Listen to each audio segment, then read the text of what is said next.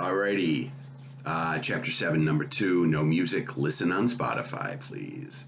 So, we've talked about Rubber Soul, Pet Sounds, and Revolver.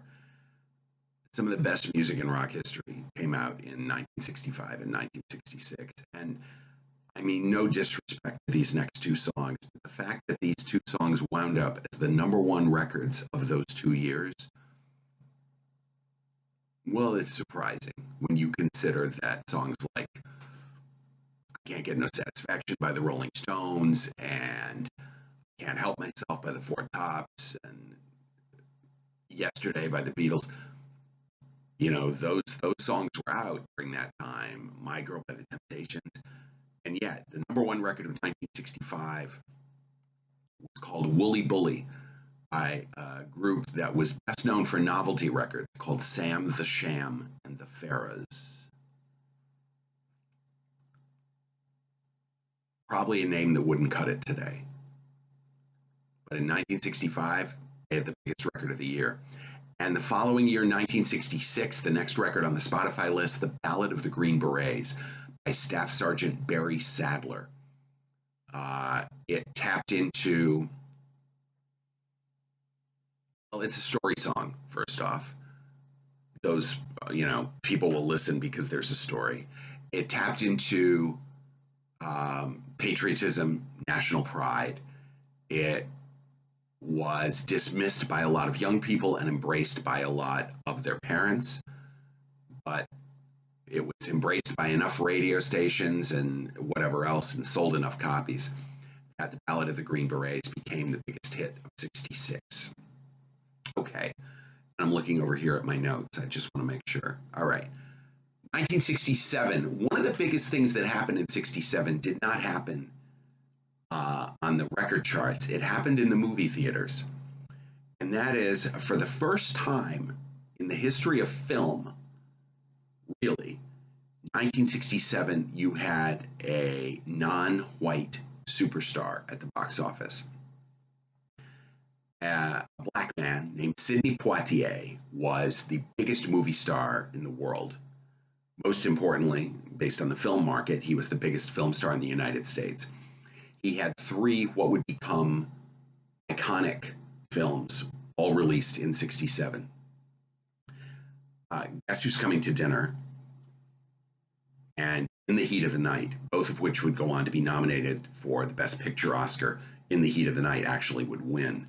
The third film was not as critically revered, but commercially very successful, called To Sir with Love. All 3 of these films came out in 67, and for Sidney Poitier to be the biggest movie star in the world, he was the first actual Oscar winner. Not that year, but whatever. He won the Best Actor Oscar long before any other Black or African American performer. So there's that.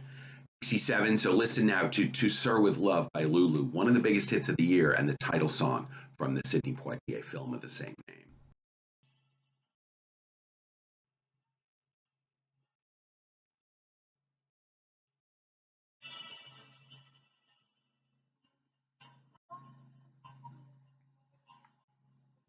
Nice song, To Sir with Love, Lulu. Van Morrison, great singer-songwriter out of Ireland, and Brown Eyed Girl, one of his biggest hits that came out in 67 as well. I just wanted to make sure I got some Van Morrison in here because he's one of those artists that permeates time. He's a 60s guy, he's a 70s guy, and he was an artist that a couple of you, Into the Mystic in particular, I think 3 people actually picked that song for their personal playlists on your midterm exam. So this is Brown Eyed Girl. Listen to Spotify. Spotify.com. Free. And crowd. Follow me. One word.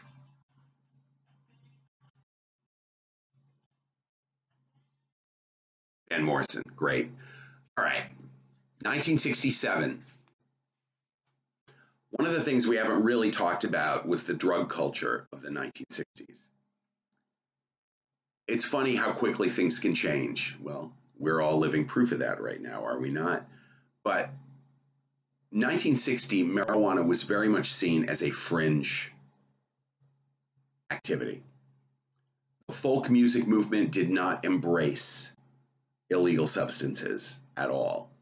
Alcohol, sure, but no, marijuana, you were still seen as a pothead and kind of a drug addict.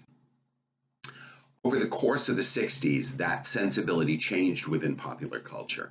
And by the time 65, 66 came along, lots of kids who 5, 6, 7 years before would not have considered smoking pot were smoking pot, to the point that by 1967, marijuana was very mainstream among America's youth.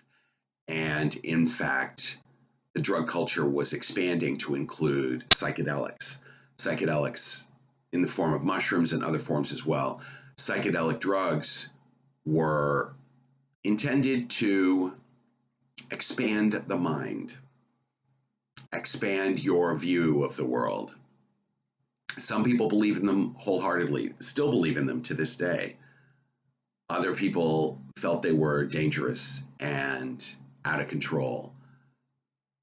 Whichever side is true, or if both sides are true, the reality is that by the summer of 67, the drug culture was doing very well in mainstream America. The summer of 67 would go on to be known as the Summer of Love, Love. And the Summer of Love was an interesting time because lots of great music that summer. Go ahead and listen to Groovin' by the Young Rascals, and that sort of sums it up. That's next on the list.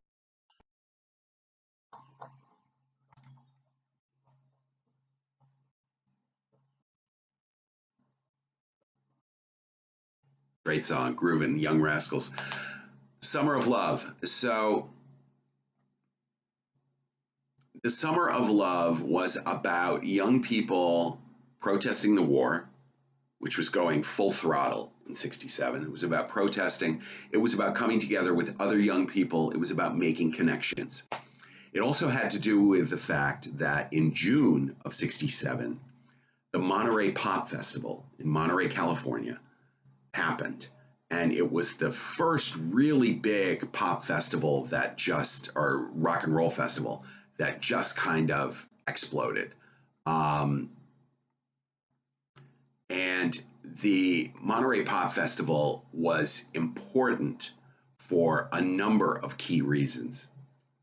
Biggest among them, it was the first appearance ever by the Jimi Hendrix Experience.